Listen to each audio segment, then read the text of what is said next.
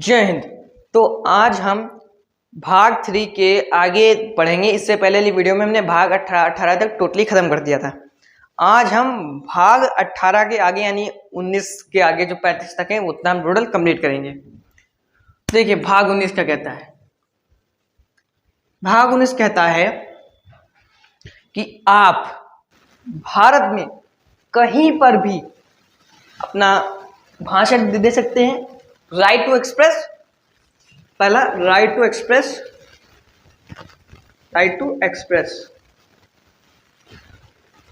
दूसरा आप सभा कर सकते हैं, यानी सभा कर सकते हैं, संगठन बना सकते हैं और कहीं भी आपका मन है मध्य प्रदेश से जम्मू कश्मीर घूमने जाइए, कहीं भी भ्रमण कर सकते हैं।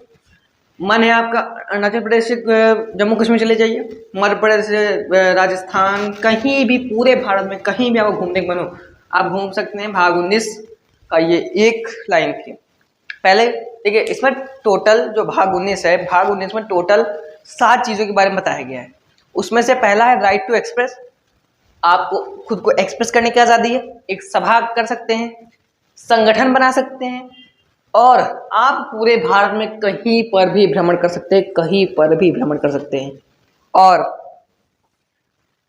आप कहीं भी जाकर बस सकते हैं। मान चलिए अगर हम यूपी में रहते हैं, आपका मन है तो आप मध्य प्रदेश में जाइए, बस जाइए जाके वहाँ पे अपना कहीं चाची घर पे रहिए जाके, और आपका बहुत ही मन कर रहा है, आपने देखा ये भाई गजब यहाँ के लोग बहुत बढ़िया हैं, वाह भाई चलो हम भी यहीं पर रहेंगे, तो आपका मन है यहाँ पे बंगला खरीदिए बढ़िया है खतरनाक वाला, रहने लगे। आपका मन है, आप एक चीज बताइए, यहाँ बंगला खरीद लिया, सब खरीद लिया, पेंशन खच्चरों को मिल नहीं रही है, मतलब जो यहाँ पर गया है, मतलब जो हम गए हमको पेंशन मिल नहीं रही, हम कुछ बिजनेस तो करेंगे। तो सरकार ने हमको इस भाग 19 ने हमें इस चीज़ की आज़ादी देकर रखी है, वहाँ पर जाके बिजनेस भी कर सकते हैं। तो भाग 19 टोटली खत्म। तो फिर चलिए इन्हें हम एक एक करके पहले कोई लिखते चलते हैं, इससे हम अच्छे से तैयार हो जाएगा। देखिए जो भाग 19 है इसे संविधान का ऋण कहा जाता है, ये हम आपको बता चुके हैं। संविधान का ऋण कहा जाता है इसे। क्यों कहा जाता है? क्योंकि इसके अंदर 7 विशेष प्रावधान लिखे गए हैं। क्या है विशेष प्रावधान आप बता चुके। अब आप अपने जहां पर भी आप बैठे वहां पर बोलिए और मैं यहाँ पे लिखता रहूंगा, ठीक। देखिए पहला याद है right to express, right to express. आप कहीं पर भी खुद को, मतलब ये नहीं बेफालतू भाषण देने लगे, पर आप खुद को एक्सप्रेस कर सकते हैं। आप माने आप भाषण दे लगे मन के लिए तो कोई गीता भागवत जैसे श्लोक लोगों को तक पहुंचाइए और अच्छी चीजें बोले, ये नहीं गाली किसी को बोलने लगे जिससे समाज पर कोई किसी प्रकार का इम्पैक्ट ना पड़े, समाज को किसी प्रकार की दिक्कत ना। आप वहां तक राइट टू एक्सप्रेस है। ज्यादा हुआ भाग आर्टिकल अनुच्छेद 13 अलबीकरण, राइट टू एक्सप्रेस। दूसरा क्या करिए, राइट टू एक्सप्रेस, सभा कर सकते हैं। तीसरा संगठन।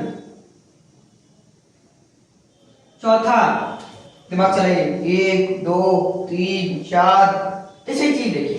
हमें पूरा भाषण देने की स्वतंत्रता है, तो हम सोच रहे हैं चलिए हम सभा बनाते हैं। सभा बनाई हमने बढ़िया सभा, मतलब 3-4 लोगों का बढ़िया बिठा, क्या पहले सभा होती थी, इधर मंत्री लोग बैठे इधर बीच में बढ़िया हम दादा एकदम कोई इधर के दादा।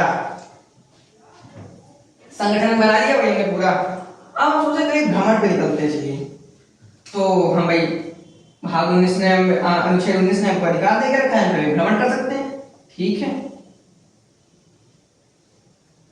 अब भ्रमण करें, हमको जगह अच्छी लग गई तो हम बस गए, और अच्छी लगी हमने संपत्ति खरीद लिया। अभी व्यापार करना तो भाई जरूरी बात है, व्यापार नहीं करेंगे बात कहाँ बनेगी, तो व्यापार कर सकते हैं, खत्म। देखिए जो संपत्ति का अधिकार है ये मूल अधिकार है, यानी कि हमारी संपत्ति सरकार हमसे छीन नहीं सकती है। इसे बाद में बदल दिया गया था। क्यों बदला गया था अभी आपको जानने की जरूरत नहीं है, अभी फिलहाल बेसिकली इतना याद रखिए, वो हम आपको आगे बताएंगे। वो भाग 100 के ऊपर है इसका आंसर यानी कि जिसे अभी ये मूल अधिकार है, तो मूल अधिकार से हटाकर इसके कानूनी अधिकार बना दिया जाएगा, क्योंकि सरकार के अंडर में भैया किसी की संपत्ति नहीं रहेगी तो लोग अपनी मनमानी करने लगेंगे। अब मान लीजिए सरकार को विकास के लिए काम करना है, अब कह रहे हैं हमने परदादा की अंतिम निशानी है, परदादा की अंतिम निशानी है। अभी पहले कानून ये संपत्ति का अधिकार फंडामेंटल राइट तो सरकार छीन नहीं सकती थी। अब आओ कहो मेरे पापा की अंतिम निशानी है, चलो सरकार जब तक अच्छे से बोल रही तब तक बोल रही है, या तो बात मान रही है या तो फिर आप जानिए। तो ये 7 हो गए। अब आगे देखते भाग 19 हो गया 20। अब भाग 20 देखते हैं, सॉरी भाग 20 अनुच्छेद 20।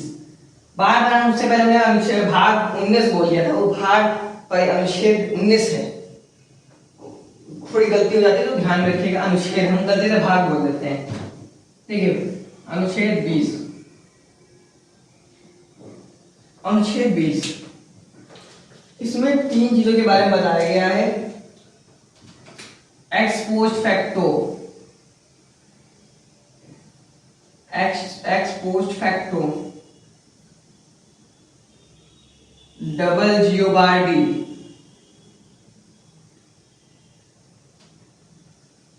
डबल जियोबार्डी, सेल्फ इंस्क्रिमिनेशन,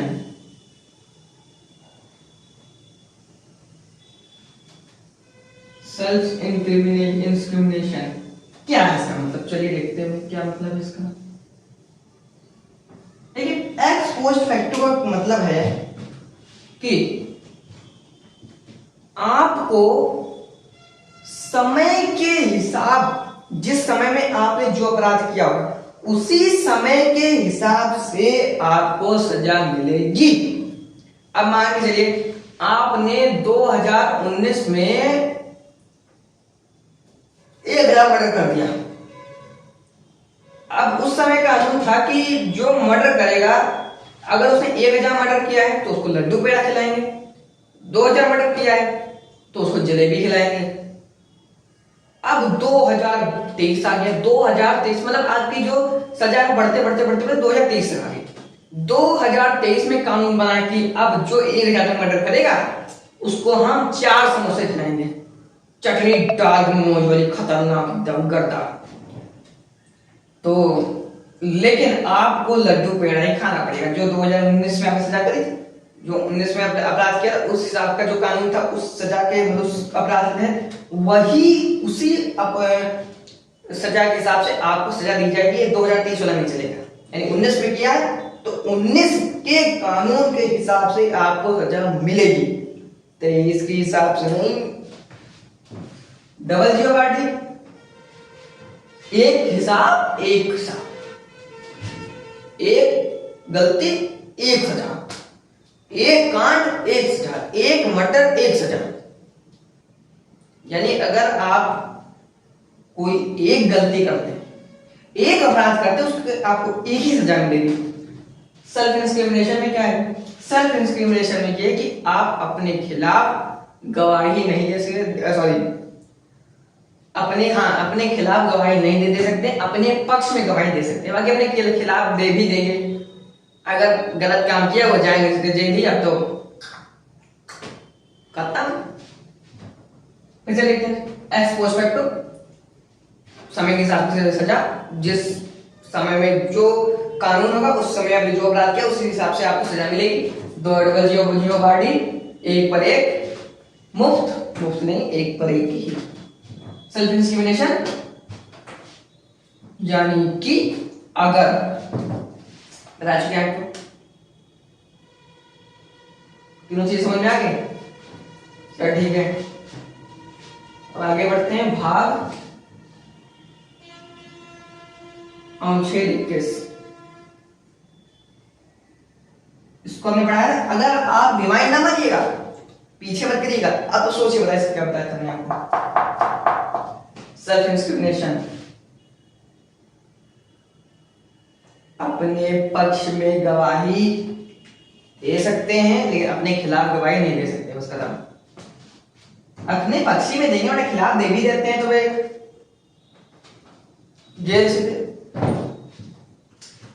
भाग 19 अपने खिलाफ दे देंगे तो अपने खिलाफ दे तब भी कोई भरोसा नहीं करेगा, अपने पक्ष में दे तब हाँ शायद भरोसा कर ले, ये मालूम अपने खिलाफ दे रहे हैं कुछ ना कुछ बात है। बाकी जो कानून है अपने खिलाफ गवाही नहीं दे सकते, अपने पक्ष में गवाही दे सकते हैं। अनुच्छेद 21 लाइफ एंड पर्सनल लिबर्टी जीने का अधिकार और कुछ पर्सनल लिबर्टी यानी कि आपको जीने का अधिकार है, मरने का अधिकार नहीं है। तभी आप अगर हेलमेट नहीं लगाते हैं तो जो पुलिस वाले तो ज्यादा कुछ नहीं करते, ज्यादा से ज्यादा करते, बस इतना मान के चलिए जब आप बैठते हैं तो कुछ दर्द होता है, पता नहीं क्यों, बस ज्यादा कोई नहीं होता। तो किसी मतलब हेलमेट नहीं लगाएंगे तो गिर जाए मर जाएंगे, और कानून क्या कहता है आपको मरने का अधिकार नहीं है चाचा, जीने का अधिकार है। और पर्सनल लिबर्टी आपके जो कुछ पर्सनल बातें हैं आप अपने पास रख सकते हैं, ऐसा कोई आपके ऊपर फोर्स नहीं करेगा कि मतलब बताओ उनको बताओ क्या बात है, कोई फोर्स नहीं कर सकता है। अच्छा पहले क्या था, जो हस्बैंड था इसकी जो वाइफ थी, एक और आदमी है,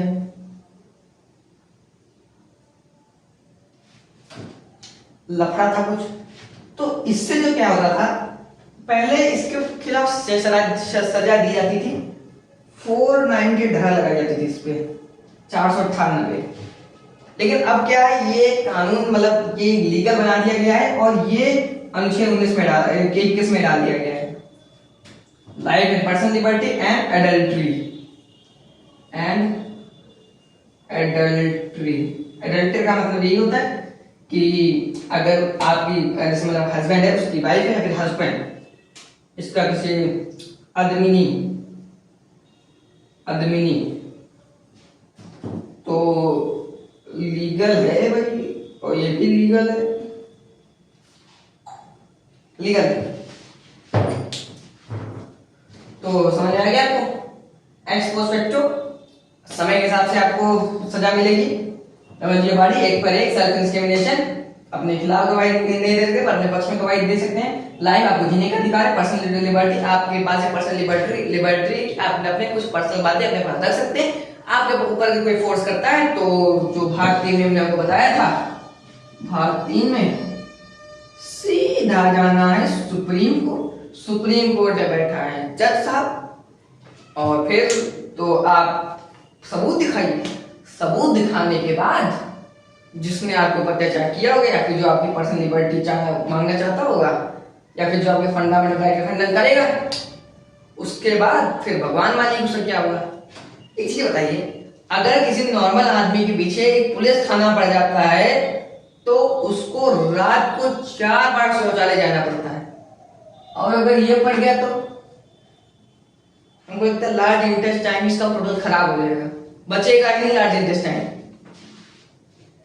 तो इतना समझ आ गया आपके पास पर्सनल ये एडल्ट्री, यानी कि अगर पहले क्या होता था कि जो हस्बैंड की वाइफ होती थी या हस्बैंड होता दूसरे से लफड़ा करता था, पहले इलीगल था, इसके तहत 498 उस पर धारा लगाई जाती थी, लेकिन अब ये लीगल कर दिया गया है और अनुच्छेद 21 में डाल दिया गया है कल। अब भाग 22 थोड़ा बड़ा है, वो हम कल के टॉपिक में देखेंगे, तब तक के लिए जय हिंद जय भारत।